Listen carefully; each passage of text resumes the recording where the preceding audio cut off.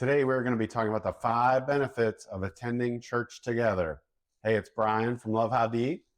And I'm Heather, and we're so glad that you're here.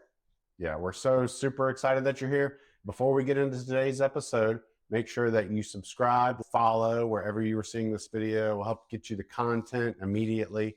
So thank you for that. And hit the button. Yes. Because I don't know where it is. Hit the button. Definitely. Sorry. Definitely.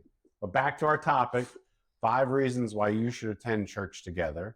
And this is a very important one because, and I think you and I grew up differently when it came to church. I was sporadically going, divorced parents and issues there, and one parent kind of being on board with church, the other not. But didn't they just put you on the bus and you really went? It wasn't like your parents were even taking you. It was like, oh, this is what we should do. We should send our son to church. That's true, right? It was just a different view of church and its importance, I guess. Yeah. And, for you, you were there whenever it was open. We were there. Dad was in the ministries. That is another reason. But that was absolutely ingrained in me as an adult living on my own. I was going to be in church pretty much when the doors were open. Yeah. That's right. And maybe people that are watching and listening, maybe they're in different situations when it comes to their church upbringing and background. But again, as we like to say with everything that we do, keep an open mind to what we're talking about, because we're firm believers that church can have a major impact on your life as an individual and your life as a married couple. And what's that first benefit? I think you're going to cover that one. Yes, I am. Sorry, I thought you were. Oh, my bad. Yes. So attending church together can increase communication, not just between you and your spouse, but also with your family. Because what if you all go to church together as a family, and what if on the way home you ask your children, how was Sunday school or kids' church? What did you learn from that? What was your Bible story about? Maybe it's your youth are in service with you. What was meaningful to you? How did you connect best with the Lord? What did you think of that new worship song that they did? And then talking about the sermon, what spoke to you? So you're on your way home, maybe even heading out to a restaurant together, but you're talking about church that day. It's increasing communication for you and your family. You're also leading by example. Was that another point? Did I just jump ahead? No, I think that's a good one.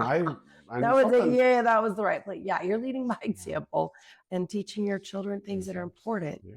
And one thing I was thinking about just before we started this episode that maybe we should do is talk to each other even before we walk in and say, hey, make sure you come out of there with one thing that stood out to you. Yeah. What is your one thing? Again, it may be a connection with another person. It doesn't necessarily have to be a nugget from the sermon, but it can be anything. It could be anything. Right. And so just make sure that we're walking in there with that, because I know sometimes, you might say to me, hey, what was something that really stood out to you? And then it's a deer in the headlights. I need to go and process. Right. So yeah, I like that. So like today we did go away talking about the sermon. It was quite impactful for us, but also one thing that I could share with you all is that the pastor came up to us and asked us a question.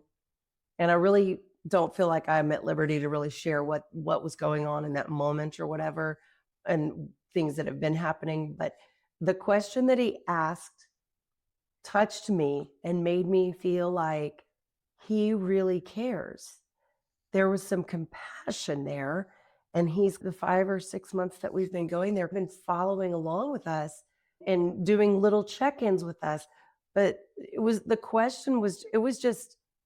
it meant a lot to me because it showed me he really cares and wants us to be connected in certain ways. And that was a huge one thing for me. And we talked about that on the way home as well, like just how much that meant to both of us. Yeah. And I think even just communicating with him really helped us communicate about that interaction with him. Again, just increased communication kind of all the way around. I don't know what else we can really say about that, but yeah. And it doesn't necessarily always have to be about the sermon or the worship music or something. It might be all of the events that are going on at the church. You've got to figure out, are we going to those, and we get them on the calendar kind of thing. And then also financial discussions about giving and tithing and what that looks like for you as a family, because there's a whole other podcast episode that we've done before. You do want to tithe and you want to give to the Lord, to other people. And it's, what does that look like for you as a family, especially if you're not in that place where you're tithing yet? Good discussions, really good discussions. So yeah, and those were discussions we had a lot early on, because I was all about, let's just give a few dollars here, throw a dollar there. Yep. Didn't really understand the whole thing about tithing and the importance of that, and why do they need my money? You had a lot of questions, and I think everybody does. People who are not raised in that have those questions. It's normal. That's right. Yeah. And just to be patient with it. So, and you'll get it worked out. I would say the second benefit is just this, I would say the spiritual connection that two people have with one another is really important, because it's, again, I said this, I think in another episode, but it's about the two becoming one flesh. And there's something about, we've run into a lot of couples where the one spouse goes to church, the other doesn't, or maybe one goes to this church because they love the message and the music, and the spouse doesn't like that type of music, so they go somewhere else. They go to different churches. Yeah, and I think you and I are pretty biased. I don't even know if biased is the right word. I think this is the right thing to do. It's, as much as you can, you have to go to the same church together. It's so important. And I think I'll be honest, I think it's a little selfish when you're saying, no, I'm not going to go to that church because I don't like the music. What I feel like you're saying there is, you're saying, you know what, the relationship that you and I have and the connection that you and I have during that time is really not as important to me as the fact that I don't like this music. So therefore I'm not going to go. And you need to like put that aside and say, you know what, this is something you and I are going to do together, because the connection that you and I are going to get from this is just so incredibly powerful. That should override the fact that I don't like that the carpet is red and not brown, or whatever. Hope that's not someone's excuse. I hope not either, but yeah. But maybe if you can't agree on his church or her church, maybe you just say, you know what, we just need to go find ours together. Maybe that's the option. Yeah. But I think. Oh, one quick thing too, the power of prayer when it comes to, I think, connecting spiritually is incredibly important. I forgot to mention that, but just making sure that you're praying together. So it's not necessarily about church. There's other added benefits that come into that. So anyway, I just wanted to put a plug in for that. So I think another thing that church does is it brings about community, whether it's in a small group, a Bible study group, or lunches that you have with friends. But the people that you see at church, that's your community. When you are going through some of the worst times in your life, you need your people around you. And that's something that we have experienced so many times. When we've hit a wall and been through some bad stuff, it's our church community that has just circled around us, prayed for us, helped provide for us, checked in on us. You need that, because we cannot do this life alone. The verse in the Bible, iron sharpens iron. You might sharpen somebody else and they might sharpen you, and you need that with each other. And so here's my plug here. If you're sitting at home and you're watching church online, that's not a community connection. And dare I say, I don't even know if you're connecting with the sermon or the music as well, because you're sitting on your couch and maybe getting up in the middle of something to go get more coffee, or go take a restroom break, or, oh, I need to check this. And you pick up your phone while they're talking. Like, I really want you to hear my heart on this. Like, online church was good during COVID, so that we still had the word poured into us. It was good during COVID, but we're back now. Those doors are wide open. And I understand there are times maybe you're out of town and you want to zoom in on a church. That's good. That's really good. Or maybe you're in a health situation where you can't go, you're sick. It's a good thing, but it doesn't bring about that community that you need. And so if that's been your MO for a while to just watch online, I urge you, hear my heart. I am not judging you. But I urge you and I encourage you to get back inside the doors of the church, inside those walls, and get connected with a community of people who will love you, support you, and help you. Because if you're not there, it's so easy for Satan to get in there and just cause a stink in your life and fall away from God before you know it. And not going that's the first step. And we don't want to, obviously you have seasons or moments where maybe there's some illness or we're not negating that. Or maybe you're in a retirement community and you don't have the ability to get out. Yeah, we're definitely not saying anything about that. But if you have the ability to get to a church and be in person with people, that is really what we would highly recommend and encourage. Absolutely. Because just the benefits are just so incredible. Yeah. So I don't know. There's probably nothing else we can say about that. I think we beat that dead horse. Yeah. So let's move on to tip number 4. And that would be the powerful concepts that you learn when it comes to church. What I'm loving really about our pastor is I love how he takes these visuals. For example, today when we were at church, he talked about how the chains of sin that can entangle and ensnare us and make it difficult to move and to do what we need to do. He actually had a guy come up with a big heavy chain and was wrapping him with it, and they locked it up. And they said, he even said, if you're going to run the race, which is in the Bible, you're going to run the race. You can't do it if you're chained up. He goes, I can't run like this. There's no way that he can run. Yeah. It was such a good, powerful visual. Yeah. Clearly it stuck with us because we're still talking about it. Yeah. And I don't know, again, maybe this is probably a message to pastors out there, but I absolutely love, and maybe it gets a little cheesy and corny with the visuals and stuff, but I really love it because I feel like it does really cement.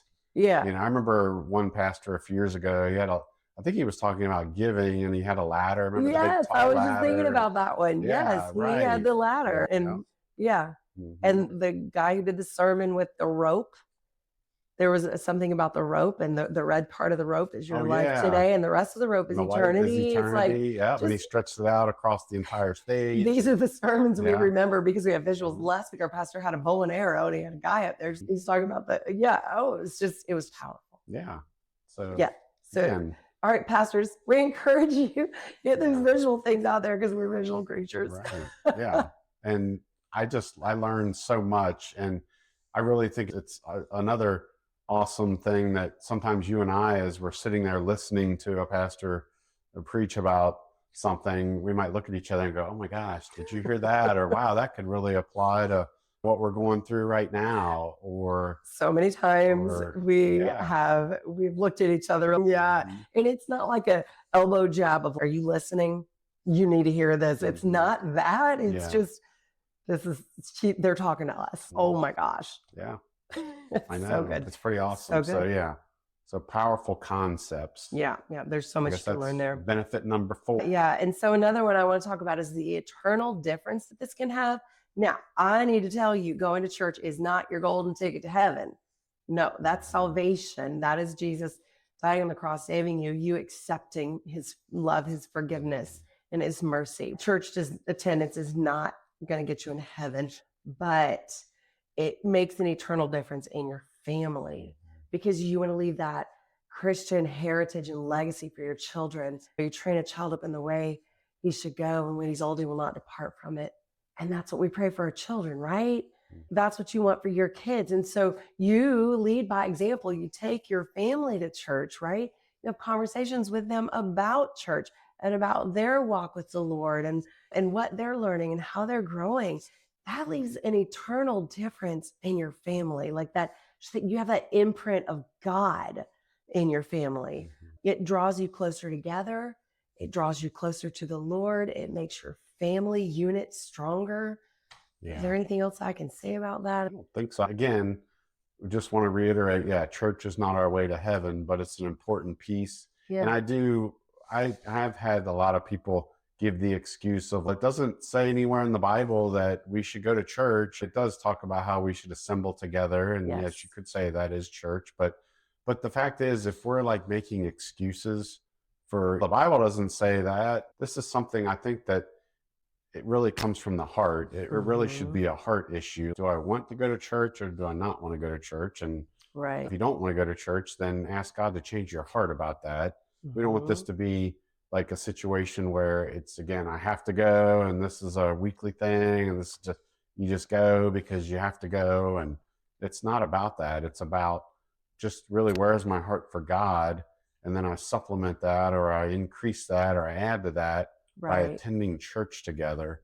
And I think at the end of the day, when we go to heaven, God is going to look at that and say, again, your attendance at church that doesn't mean that's why you're here, but the fact that you went gives me an added, like, just, I guess, what I think crowns it in your pleases thorn. him. It Yeah, maybe it pleases him, I pleases think him. is what Yeah. you're trying to say. Yeah. I didn't want to Yeah. say he doesn't love us any less or any more, Oh. but you're right. That's a good point. It's like it pleases him more. I Mm-hmm. think there's more for us, more um, things to do in heaven, a higher position that we maybe hold in heaven when we do things like this. Yeah. So again, very important there. So I Yeah. think with that, yeah. And there's probably so many more benefits that we could go into as to why church is important, but these are just 5, I think, that we Yeah. pulled out Yeah. that So were really helpful think to about us. that. So If you're in a place where, you know, you're not attending together or maybe even at all, and just have a conversation and be prayerful about that and